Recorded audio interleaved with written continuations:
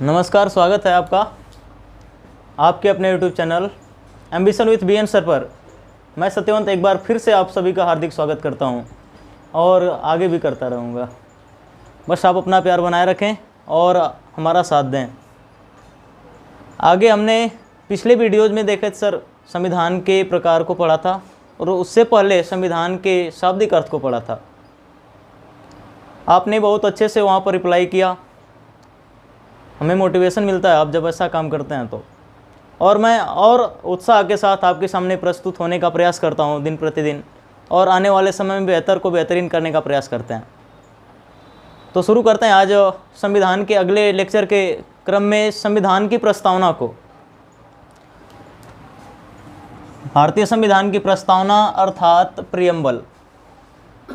सबसे पहले हम भारतीय संविधान की प्रस्तावना को पढ़ते हैं।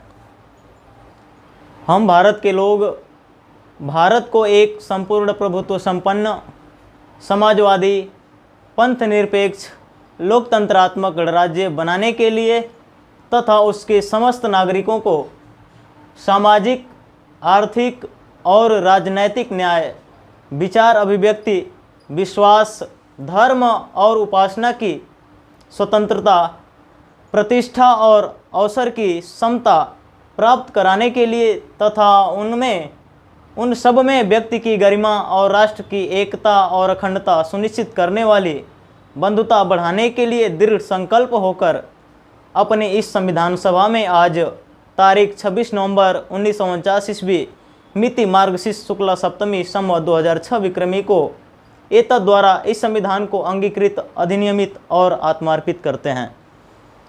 सर, यह संविधान का हमारा पहला पन्ना है। अगर हम किसी भी पुस्तक को खरीदते हैं, चाहे वो किसी भी विषय की हो, संविधान की खरीदें या इतिहास, भूगोल, जो भी विषय खरीदते हैं, तो उसमें सबसे पहले भूमिका लिखी होती है उस विषय के बारे में।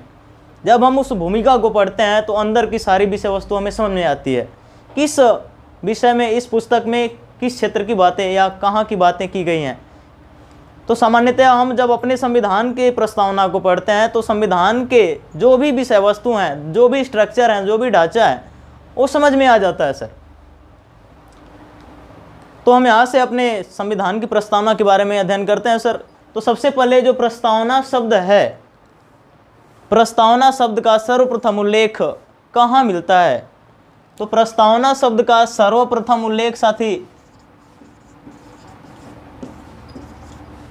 प्लेटो की रचनाओं में मिलता है। आप नोट करते जाइएगा, प्रस्तावना शब्द का सर्वप्रथम उल्लेख प्लेटो की रचनाओं में मिलता है। आप इतिहास में पढ़े होंगे प्लेटो के बारे में, आगे हम इनके बारे में डिस्कस करते रहेंगे।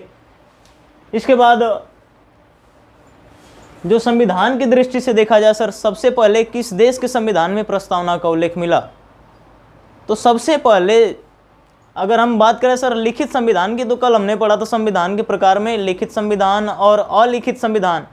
विश्व का सबसे प्रथम लिखित संविधान अमेरिका का संविधान है और अमेरिका के संविधान में सबसे पहले प्रस्तावना लिखी गई। तत्पश्चात हम भारत के क्रम में आगे आते हैं। तो भारत में सबसे पहले प्रस्तावना का उल्लेख कहाँ मिलता है? तो भारतीय संविधान की दृष्टि से अगर देखा जाए सर, तो जब ब्रिटिश सरकार का शासन भारत में था, भारत में ब्रिटिश का उपनिवेश था, तो वहाँ पर 1919 का भारत शासन अधिनियम अंग्रेजों के द्वारा लाया गया भारत में, जिसे हम मॉन्टेग्यू चेम्सफोर्ड अधिनियम के नाम से भी जानते हैं। 1919 के भारत शासन अधिनियम में भारत में पहली बार प्रस्तावना का उल्लेख मिला। इसके बाद एक बहुत ही महत्वपूर्ण प्रश्न बनता है आपका कि जो 1935 ईस्वी का भारत शासन अधिनियम था, जो कि अपने ज़माने का बहुत बड़ा संविधान था, प्राचीन काल में सबसे बड़ा संविधान था 1935 का भारत शासन अधिनियम।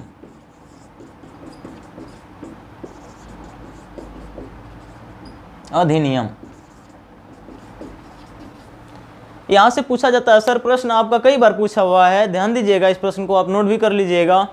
किस संविधान की प्रस्तावना, कौन सा संविधान प्रस्तावना विहीन था?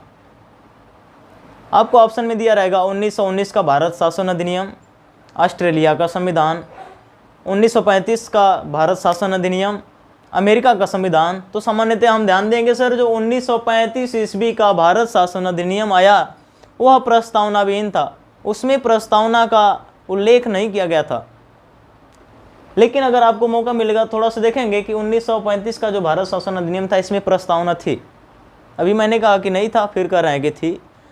सर इसमें कोई नई प्रस्तावना नहीं लिखी गई।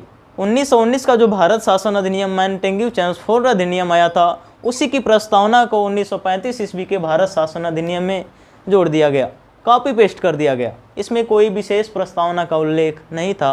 अर्थात यहाँ से प्रश्न का जवाब होगा सर जो 1935 का भारत शासन अधिनियम था वह प्रस्तावनाविहीन था, उसमें प्रस्तावना का उल्लेख अलग से नहीं मिलता है। इसके क्रम में हम आगे आते हैं सर, जो हमारे संविधान में प्रस्तावना ली गई है। भारतीय संविधान में सर प्रस्तावना के बारे में दो तथ्य यहाँ से स्पष्ट किए जाते हैं सर। एक प्रश्न आपका बनता है, भारतीय संविधान में प्रस्तावना का सिद्धांत किस देश से लिया गया? एक प्रश्न बनता है आपका, भारतीय संविधान में प्रस्तावना की भाषा किस देश से ली गई है? तो सामान्यतया सर जो भारतीय संविधान में प्रस्तावना का सिद्धांत है, प्रियम्बल का कॉन्सेप्ट है, यह सिद्धांत यूएसए अर्थात अमेरिका के संविधान से लिया गया। भारतीय संविधान में प्रस्तावना का सिद्धांत अमेरिका के संविधान से लिया गया, जबकि प्रस्तावना की जो भाषा है सर, प्रस्तावना की भाषा यूके अर्थात यूनाइटेड किंगडम, सॉरी यूके नहीं, यहाँ पे प्रस्तावना की जो भाषा है ऑस्ट्रेलिया के संविधान से ली गई है। ध्यान दीजिएगा, प्रस्तावना का सिद्धांत यूएसए अर्थात अमेरिका के संविधान से लिया गया, प्रस्तावना की भाषा ऑस्ट्रेलिया के संविधान से ली गई। यहाँ से भी हमारा प्रश्न कई बार बना हुआ है। जो भी टॉपिक सर यहाँ पर बोला जा रहा है या कोई ना कोई किसी न किसी एग्जाम में पूछा हुआ प्रश्न है तो आप इसको नोटिस कीजिएगा, नोट करते जाइएगा। अगर बेहतर लगेगा तो लाइक कीजिएगा, सब्सक्राइब कीजिएगा और शेयर भी कर लीजिएगा, कभी कभी मन करेगा तो। आगे हम आते हैं सर, जो भारतीय संविधान की प्रस्तावना भी हम पढ़े हैं। जो भारतीय संविधान की प्रस्तावना ये बोर्ड पर लिखी गई है, यह किसके द्वारा लिखी गई? तो सर्वप्रथम इसके बारे में चर्चा करते हैं सर। जो भारतीय संविधान की प्रस्तावना है, यह भारत के प्रथम प्रधानमंत्री पंडित जवाहरलाल नेहरू के द्वारा लिखी गई।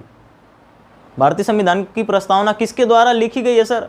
तो यहाँ से सर हम जानते हैं कि भारतीय संविधान जो है, हम मानते हैं कि भारतीय संविधान का जनक डॉक्टर बी आर अम्बेडकर को कहा जाता है।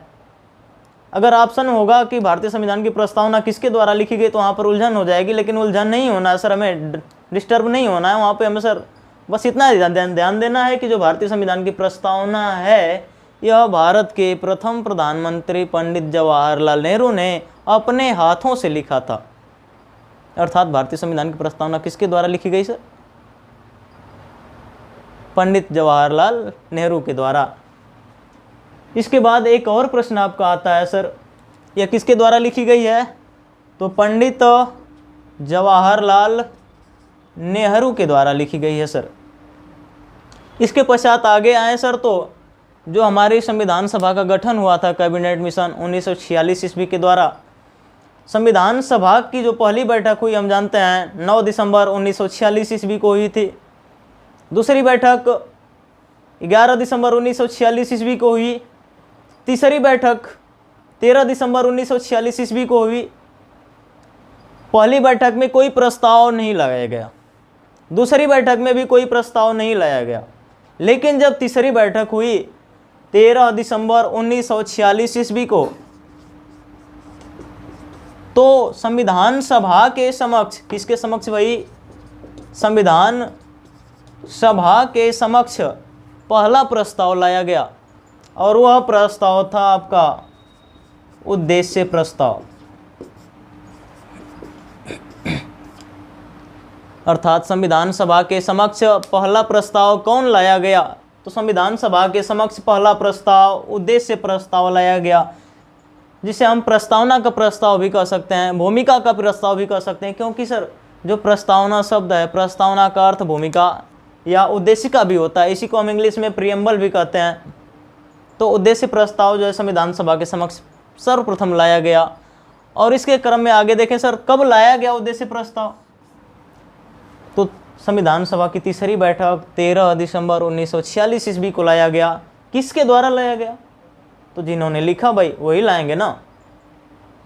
तो संविधान की जो प्रस्तावना है पंडित जवाहरलाल नेहरू के द्वारा लिखी गई है, और यह जो उद्देश्य प्रस्ताव संविधान सभा के समक्ष लाया गया, यह भी पंडित जवाहरलाल नेहरू के द्वारा लाया गया, अर्थात पंडित नेहरू के द्वारा ही लाया गया।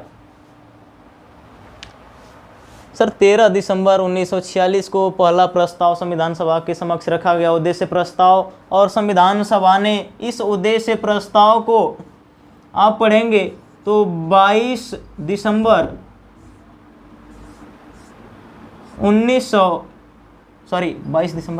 जनवरी 1947 ईस्वी को एक्सेप्ट कर लिया। अर्थात जो भारतीय संविधान में पहला प्रस्ताव रखा गया उद्देश्य प्रस्ताव, इसको संविधान सभा ने 22 जनवरी 1947 ईस्वी को पारित कर दिया। तो यहाँ से सर 2-3 प्रश्न हमारे बनेंगे। भारतीय संविधान की प्रस्तावना किसके द्वारा लिखी गई? पंडित जवाहरलाल नेहरू के द्वारा लिखी गई। भारतीय संविधान सभा के समक्ष पहला प्रस्ताव कौन लाया गया? तो भारतीय संविधान सभा के समक्ष पहला प्रस्ताव उद्देश्य प्रस्ताव लाया गया। तीसरा प्रश्न आपका बनेगा, उद्देश्य प्रस्ताव किस दिवस को लाया गया? तो 13 दिसंबर 1946 ईस्वी को लाया गया। इसके बाद प्रश्न बनेगा, सर भारतीय संविधान में जो उद्देश्य प्रस्ताव लाया गया, संविधान सभा ने इसको पारित कब किया, लागू कब किया, एक्सेप्ट कब किया? तो 22 जनवरी 1947 ईस्वी को इसको लागू कर दिया गया। अगले क्रम में हम आए सर, तो जो संविधान की प्रस्तावना है, संविधान की प्रस्तावना को संविधान की आत्मा कहा जाता है। संविधान की प्रस्तावना को संविधान का आत्मा या संविधान की आत्मा कहते हैं। संविधान की आत्मा, संविधान की आत्मा से 3 प्रश्न बनेंगे, उसको हम बाद में डिस्कस कर लेंगे। थोड़ा सा यहाँ ध्यान देंगे सर, अगर पूछा जाए कि संविधान की आत्मा किसे कहते हैं, ऑप्शन में रहेगा प्रस्तावना को,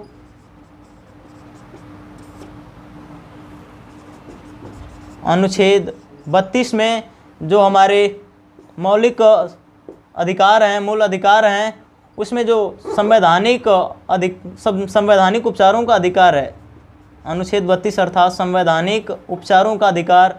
इसके बाद अनुच्छेद 19 में जो स्वतंत्रताएं दी गई हैं।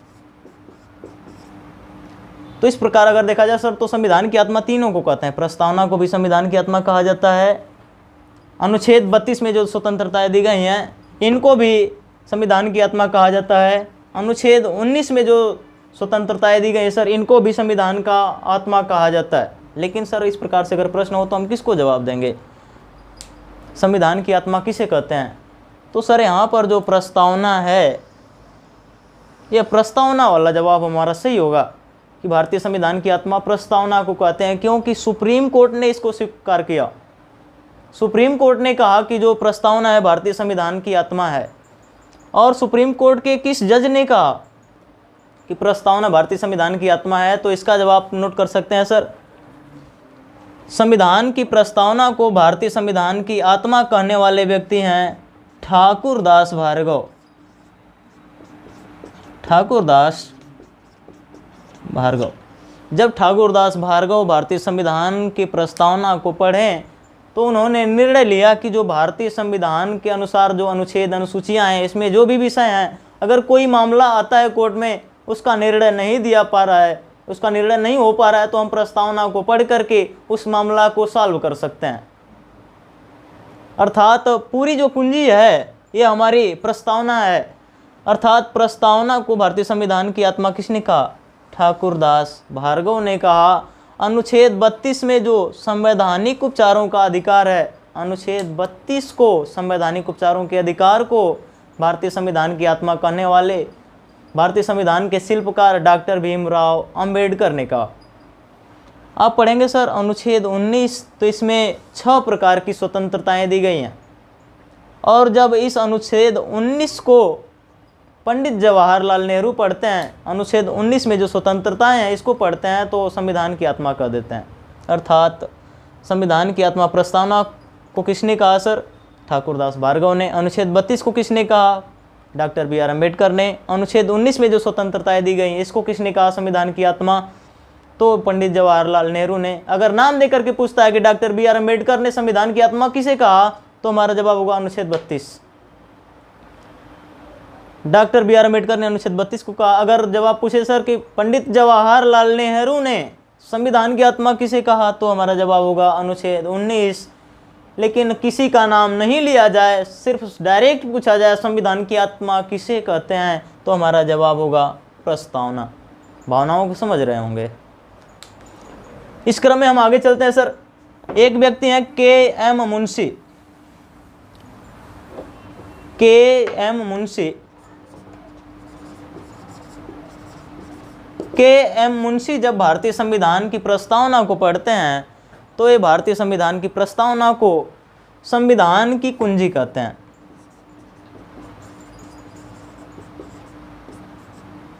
संविधान की जन्मपात्री, कुंजी नहीं, जन्मपात्री। संविधान की जन्मपत्री या जन्म कुंडली कहते हैं। संविधान की जन्मपात्री या जन्म कुंडली किसे कहा जाता है, तो प्रस्तावना को कहा जाता है। संविधान की जन्म कुंडली किसे कहते हैं, प्रस्तावना को कहते हैं। किसने कहा, के एम मुंशी ने कहा। जैसे शादी विवाह जब होता है तो कन्या और वर का, जो लड़की और लड़का होते हैं, उनकी जन्म कुंडली मिलाई जाती है। अगर जन्म कुंडली में गणना मनना सही बैठ रहा है तो शादी हो जाती है, अगर नहीं बैठता है तो वहाँ से मामला कैंसिल कर दिया जाता है। अर्थात जब संविधान की प्रस्तावना को के एम मुंशी पढ़े तो इनको ये बहुत अच्छा लगा। इन्होंने कहा कि भाई जो भी मामले आएंगे, अगर कोई भी मामला आता है तो उसको संविधान की प्रस्तावना को पढ़कर सॉल्व किया जा सकता है। अर्थात यह जो है सर जन्म कुंडली के समान है, अर्थात भारतीय संविधान की जन्मपात्री है। तो यहाँ से आप समझ गए होंगे टॉपिक को। अब आगे हम चले सर अगले क्रम में। तो जो हमारा भारतीय संविधान की प्रस्तावना है, इसमें कुछ विशेष शब्दावलियां प्रयोग की गई हैं। जैसे इसमें कुछ स्वतंत्रता की बात की गई है। भारतीय संविधान की प्रस्तावना में कितने स्वतंत्रता का या कितने प्रकार की स्वतंत्रता दी गई है। भारतीय संविधान की प्रस्तावना द्वारा कुल 5 प्रकार की स्वतंत्रता का वर्णन है। कितनी स्वतंत्रताएं हैं सर, 5 प्रकार की स्वतंत्रताएं हैं। 5 प्रकार की स्वतंत्रताएं कौन है सर, तो आप देख लीजिएगा यहाँ से विचार, अभिव्यक्ति, विश्वास, धर्म और उपासना की स्वतंत्रता। कितने हो गए सर, विचार, अभिव्यक्ति, विश्वास, धर्म और उपासना की स्वतंत्रता। आप कॉपी में नोट करेंगे। प्रस्तावना द्वारा भारतीय नागरिकों को 5 प्रकार की स्वतंत्रता दी गई है। संविधान द्वारा भारतीय नागरिकों को कितने प्रकार की स्वतंत्रता दी गई है, तो 5 प्रकार की स्वतंत्रता जो कि प्रस्तावना में उल्लिखित है। विचार, अभिव्यक्ति, विश्वास, धर्म और उपासना की स्वतंत्रता। इसके बाद सर एक शब्दावली है आपकी न्याय। भारतीय संविधान द्वारा या भारतीय संविधान की प्रस्तावना द्वारा भारतीय नागरिकों को कितने प्रकार के न्याय की बात की गई है, कितने प्रकार के न्याय की बात की गई है सर। तो यहाँ से आप पढ़ लीजिए ना, न्याय कहाँ दिया गया है। तो यहाँ देखिएगा, सामाजिक, आर्थिक और राजनैतिक न्याय। कितने प्रकार के न्याय सर, सामाजिक न्याय, आर्थिक न्याय और राजनैतिक न्याय। ये शब्दावलियाँ बहुत ही महत्वपूर्ण है। अगर इस पर हम चर्चा करें तो वीडियो बहुत लंबा हो जाएगा। सामाजिक न्याय क्या है, आर्थिक न्याय क्या है, राजनैतिक न्याय क्या है। तो सामान्यतः सर हमारा जो लेवल है उसके अनुसार अगर देखें सर तो न्याय कितने प्रकार के दिए गए हैं, कितने प्रकार के न्याय की बात की गई है। 3 प्रकार के न्याय है सर, सामाजिक न्याय, आर्थिक न्याय और राजनैतिक न्याय। संविधान में जो प्रस्तावना है, प्रस्तावना के द्वारा कितने प्रकार की स्वतंत्रता, 5 प्रकार की स्वतंत्रता। कौन कौन से, विचार, अभिव्यक्ति, विचार, धर्म और उपासना की स्वतंत्रता। कितने प्रकार की न्याय, 3 प्रकार की न्याय, सामाजिक, आर्थिक और राजनैतिक न्याय। न्याय में देखिएगा 3 अक्षर हैं सर, एक न या य, 1 2 3 अक्षर हैं। और कितने प्रकार के न्याय की बात की गई है, मात्र और मात्र 3। जितने अक्षर उतनी न्याय। भावनाओं को समझ रहे होंगे। आगे चलते हैं सर। एक और प्रकार की बात की गई है, एक और शब्दावली प्रयोग की जाती है, समता या समानता। समता को ही समानता भी कहते हैं। कितने प्रकार की समता की बात की गई है संविधान की प्रस्तावना के द्वारा, तो 2 प्रकार की समता या समानता की बात की गई है। प्रतिष्ठा और अवसर की समता। प्रतिष्ठा और अवसर की समता या समानता। कितने प्रकार की समता की बात की गई है भाई? 2 प्रकार के। कौन कौन से? प्रतिष्ठा और अवसर की समता। अर्थात किसी भी व्यक्ति के साथ भेदभाव नहीं किया जाएगा। प्रतिष्ठा, सबको समान अधिकार है कि सब लोग जहाँ पर चाहें वहाँ पर भ्रमण कर सकते हैं, आ जा सकते हैं, किसी से छुआछूत की भावना नहीं रखी जाएगी। अवसर की समानता, सबको समान अवसर दिया जाएगा, चाहे सरकारी नौकरी हो, कंपनी खोलना है आपको, चाहे जो भी काम अगर आप भारत में करना चाहते हैं तो आपको अवसर है, आपके पास अवसर है। अगर आप उस योग्य हैं तो सरकार, संविधान आपको अवसर देती है, आप उस काम को कर सकते हैं। तो कितने प्रकार की समानता की बात की गई है सर? आप सब समान हैं। प्रतिष्ठा और अवसर की समानता। और सबसे महत्वपूर्ण टॉपिक पर अब आते हैं, बस धैर्य बनाए रखिएगा। अगर देखें सर तो हमारी जो प्रस्तावना है इसका प्रारंभ होता है हम भारत के लोग, इस वाक्य से। प्रस्तावना का पहला वाक्य क्या है? हम भारत के लोग। ये भी नोट कर लीजिएगा, ये भी प्रश्न पूछा गया आपका। संविधान का पहला वाक्य क्या है? हम भारत के लोग। अर्थात यहाँ से बहुत सारे निष्कर्ष निकाले जाते हैं। हम भारत के लोग का तात्पर्य है सर कि जो भारतीय संविधान है, भारतीय संविधान द्वारा जो सर्वोच्च शक्ति है, जो सबसे बड़ी शक्ति है, वो किसके द्वारा दी गई है? तो यहाँ सर 2 प्रश्न बनेंगे, थोड़ा सा ध्यान दीजिएगा। भारत में सबसे सर्वोच्च क्या है? भारत में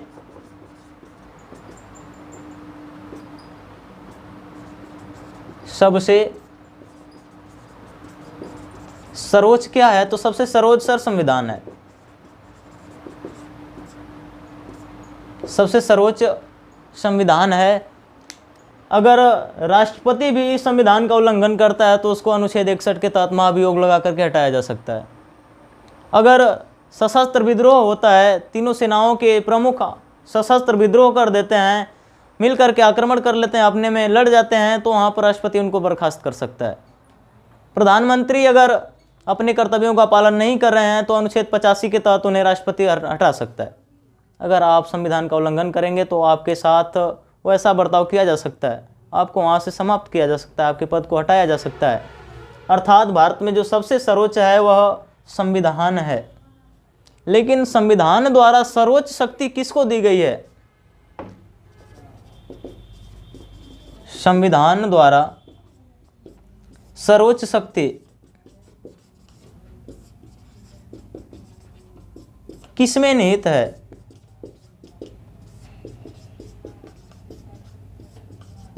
तो संविधान द्वारा सर्वोच्च शक्ति जो दी गई है वह भारतीय नागरिकों को अर्थात जनता को दी गई है। पहली लाइन यही कहती है सर, हम भारत के लोग, अर्थात जो भारत में सबसे श्रेष्ठ हैं, सबसे उच्च है, संविधान जिसको सबसे अधिक महत्व देता है वह भारत के लोगों को देता है। अगर कोई भी गवर्नमेंट आती है, अगर सही से नियम कानून नहीं संचालित करती है तो आने वाले चुनाव में भारत की जनता उनको उनके पद से हटाने का काम कर सकती है और अपने अधिकार को दिखा सकती है कि भारतीय जनता जो है, भारत की जनता सर्वश्रेष्ठ है, संविधान द्वारा हमें अधिकार प्राप्त है। और यहाँ से सर भारत में सबसे सर्वोच्च क्या है? तो संविधान है। संविधान द्वारा सर्वोच्च शक्ति किसको दी गई है? तो भारतीय जनता को दी गई है, नागरिकों को दी गई है। इसके बाद हमने पढ़ा सर संविधान को, संविधान की प्रस्तावना को। अब आगे चलते हैं सर, यहाँ से कुछ और प्रश्न देखा जाए बन सकते हैं क्या? तो सर और महत्वपूर्ण प्रश्न बनता है यहाँ पर। प्रश्न पूछा गया सर कि क्या प्रस्तावना भारतीय संविधान का अंग है? प्रस्तावना भारतीय संविधान का अंग है। प्रश्न है सर क्या प्रस्तावना भारतीय संविधान का अंग है? तो सुप्रीम कोर्ट में एक मामला चला सर 1960 ईस्वी में, जिस मामले का नाम था, जिस मुकदमे का नाम था बेरूबाड़ी राज्य बनाम भारत संघ।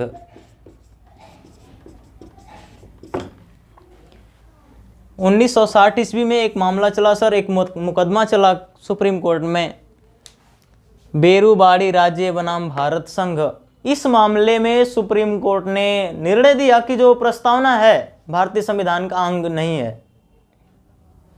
अर्थात लोगों ने पूछा कि भाई क्यों नहीं है, तो सुप्रीम कोर्ट ने जवाब दिया कि जो प्रस्तावना है इसका उल्लेख ना ही किसी अनुसूची में है, ना ही किसी भाग में है, ना ही किसी अनुच्छेद में है। किसी अनुसूची, किसी भाग, किसी अनुच्छेद में इसका उल्लेख नहीं होने के कारण 1960 ईस्वी के बेरूबाड़ी राज्य बनाम भारत संघ के मामले में सुप्रीम कोर्ट ने निर्णय दिया कि प्रस्तावना भारतीय संविधान का अंग नहीं है। तो यहाँ से आपका प्रश्न बनेगा सर, किस मामले में सुप्रीम कोर्ट ने निर्णय दिया कि प्रस्तावना भारतीय संविधान का अंग नहीं है? तो वह मामला था आपका बेरूबाड़ी राज्य बनाम भारत संघ। नोट कीजिएगा इस पॉइंट को। पुनः इसके बाद सर, इसके 13 वर्षों बाद 1973 ईस्वी में 1973 ईस्वी में एक मामला चला, केशवानंद भारती बनाम केरल राज्य। केशवानंद भारती बनाम केरल राज्य।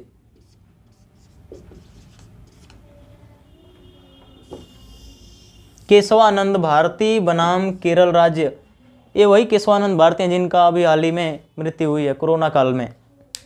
इनके बारे में थोड़ा सा आप पढ़ सकते हैं, बहुत ही महत्वपूर्ण व्यक्ति हैं, संविधान के संरक्षक इन्हें कहा जाता है। केशवानंद भारती बनाम केरल राज्य मामले में सुप्रीम कोर्ट ने कहा कि जो प्रस्तावना है वह भारतीय संविधान का अंग है। अर्थात 1960 के मामले को उन्होंने उलट दिया,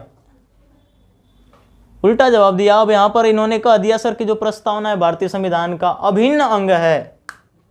तो लोगों ने पूछा अगर ये संविधान का अंग है तो क्या हम इसको संशोधन कर सकते हैं इसमें? तो सुप्रीम कोर्ट ने कहा कि अब तो 1973 में कह दिया सुप्रीम कोर्ट ने भाई कि केशवानंद भारती बनाम जो केरल राज्य मामला, इसमें कहा सुप्रीम कोर्ट ने कि जो प्रस्तावना है भारतीय संविधान का अंग है, अगर अंग है तो इसमें संशोधन किया जा सकता है। और एक निर्णय, सबसे महत्वपूर्ण निर्णय दिया सर कि प्रस्तावना में संशोधन करते वक्त इस बात का मुख्य ध्यान देना होगा कि इसके मूल ढांचे में कोई परिवर्तन नहीं होना चाहिए। अर्थात यहाँ से सर 1973 ईस्वी में जो केशवानंद भारती बनाम केरल राज्य मामला चला, इस मामले में सुप्रीम कोर्ट ने निर्णय दिया कि जो प्रस्तावना है भारतीय संविधान का अंग है, इसमें आप संशोधन बदलाव कर सकते हैं, लेकिन संशोधन करते समय इस बात का ध्यान देना होगा कि जो भारतीय संविधान की प्रस्तावना है इसके मूल ढांचे में कोई परिवर्तन नहीं होना चाहिए। अर्थात इसमें जो शब्द पहले से लिखे गए हैं इसमें कोई परिवर्तन नहीं होना चाहिए। अर्थात इसमें हम शब्दों को जोड़ तो सकते हैं, लेकिन इसमें से किसी भी शब्द को हम बाहर निकाल नहीं सकते हैं। मूल ढांचे में परिवर्तन का यही तात्पर्य है सर कि जो इसमें पहले से शब्द हैं उसको निकाला नहीं जा सकता, लेकिन हम अलग से नए शब्दों को यहाँ पर जोड़ सकते हैं। इसके तत्पश्चात 1973 में यह स्वीकार कर लिया गया कि इस संविधान की अंग है, संविधान का अंग है प्रस्तावना। और इसके जस्ट बाद 3 वर्षों बाद सर 42वां संविधान संशोधन हुआ। 42वां संविधान संशोधन 1976 ईस्वी में 42वां संविधान संशोधन अधिनियम 1976 ईस्वी में प्रस्तावना में पहली बार संशोधन किया गया। इससे पहले 1960 में कहा गया था कि प्रस्तावना भारतीय संविधान का अंग है, इसमें संशोधन नहीं किया जा सकता। लेकिन 73 में कहा गया केशवानंद भारती बनाम केरल राज्य में कि प्रस्तावना भारतीय संविधान का अंग है, इसमें संशोधन अमेंडमेंट्स बदलाव कर सकते हैं, लेकिन बदलाव करते समय ध्यान देना होगा कि संविधान की जो प्रस्तावना है इसके मूल ढांचे में कोई परिवर्तन ना हो। सर हम ये बातें बार बार रिपीट कर रहे हैं क्योंकि ये बहुत महत्वपूर्ण पॉइंट्स हैं, इसको आप नोट करते जाइएगा। संविधान में पहला संशोधन हुआ सर 42वां संविधान संशोधन 1976 ईस्वी के द्वारा, और इसमें संशोधन करके 3 शब्द जोड़े गए। इसमें 3 शब्द जोड़े गए सर आपके। यहाँ पर अगर आप संविधान की प्रस्तावना को पढ़ेंगे तो इसी में स्पष्ट है सर, हम भारत के लोग भारत को एक संपूर्ण प्रभुत्व संपन्न समाजवादी पंथ निरपेक्ष लोकतंत्रात्मक गणराज्य बनाने के लिए, तो यहाँ से सर पहला शब्द जोड़ा गया समाजवादी।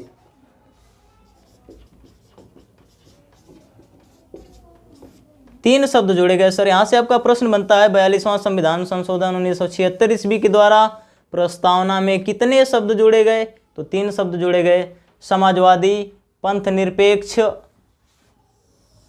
दूसरा शब्द क्या जोड़ा गया सर? पंथ निरपेक्ष। और तीसरा शब्द जोड़ा गया जो आपका यहाँ पर है अखंडता। कितने शब्द जोड़े गए सर? 3 शब्द। समाजवादी, पंथ निरपेक्ष और अखंडता। 1997 में आईएएस का एग्जाम हुआ, उसमें सर प्री एग्जाम में पूछा गया था 42वां संविधान संशोधन 1976 के द्वारा प्रस्तावना में एक अतिरिक्त शब्द कौन सा जोड़ा गया? तो अतिरिक्त शब्द था सर आपका और। निरर्थक शब्द कौन सा जोड़ा गया? तो और जोड़ा गया। समाजवादी, पंथ निरपेक्ष और अखंडता शब्द यहाँ पर 42वां संविधान संशोधन 1976 के द्वारा जोड़ा गया। इस समय सर प्रश्न आपका पूछा जाता है, कई प्रश्न यहाँ से बन जाएंगे आपके कि संविधान में जो प्रस्तावना है, संविधान की प्रस्तावना में कितनी बार संशोधन किया जा चुका है? तो जो संविधान की प्रस्तावना है इसमें मात्र 1 बार संशोधन किया गया, 42वां संविधान संशोधन अधिनियम 1976 के द्वारा। संविधान की प्रस्तावना में संशोधन करके कितने शब्द जोड़े गए? 3 शब्द जोड़े गए। कौन कौन से? समाजवादी, पंथ निरपेक्ष और अखंडता। इसके बाद सर 42वां संविधान संशोधन अधिनियम 1976 ईस्वी के समय भारत के प्रधानमंत्री कौन थे? तो 42वां संविधान संशोधन अधिनियम 1976 में जो 1976 इस समय जो भारत के प्रधानमंत्री थे माननीय श्रीमती इंदिरा गांधी थे। तो सर आज के लिए इतना ही। कोशिश करते हैं आपको प्रयास अच्छा लगा होगा, आप वीडियो के अंत तक बने रहेंगे तो मज़ा आ जाएगा अगर देखे होंगे तो। अगर हमारा प्रयास अच्छा लगा हो तो आप वीडियो को लाइक, चैनल को सब्सक्राइब जरूर कीजिएगा और अपने दोस्तों तक ज़रूर शेयर कीजिएगा, क्योंकि हम आपके लिए बेहतर से बेहतर प्रयास करने का हर दिन हर रात मतलब सोचते रहते हैं कि आपके लिए क्या बेहतर किया जा सके। सिलेक्शन हमें भी लेना है और हम चाहते हैं कि हमारे साथ ही साथ आप भी सेलेक्ट हों। हमारी शुभकामनाएं आपके साथ हैं। जय हिंद, वंदे मातरम। मिलेंगे अगले एपिसोड में। धन्यवाद।